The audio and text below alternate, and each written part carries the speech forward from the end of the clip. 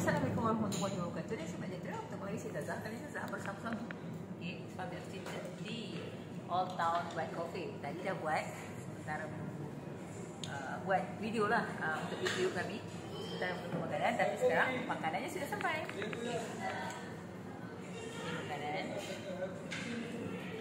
Zazah pilih makan ni. Okey, makanan ni.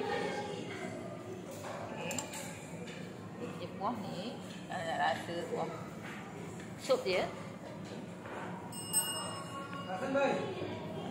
Lepas tu air Zazah adalah air ni coklat.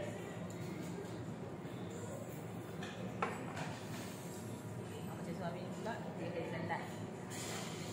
Okey, straw dia siap ada tu juga Old Town coffee.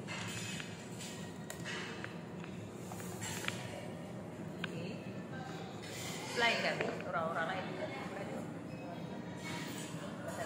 Masing-masing turut jamu saya juga Old Town White Coffee.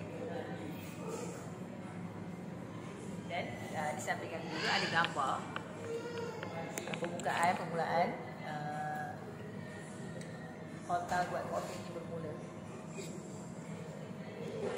Maknanya cerita-cerita di sebalik pertama kali wujudkan Old Town White Coffee.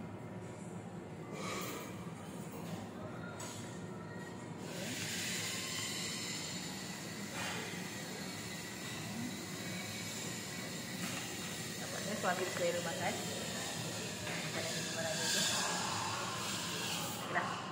Kalau dia selera dahulu. Jangan lupa subscribe, like, share kami YouTube kali. Yang seperti biasa dari beritahu. Untuk kali ini 1.3 snack cake alhamdulillah. Dan seperti yang anda lihat ada iklan, jangan skip atau belakang, teruskan menonton.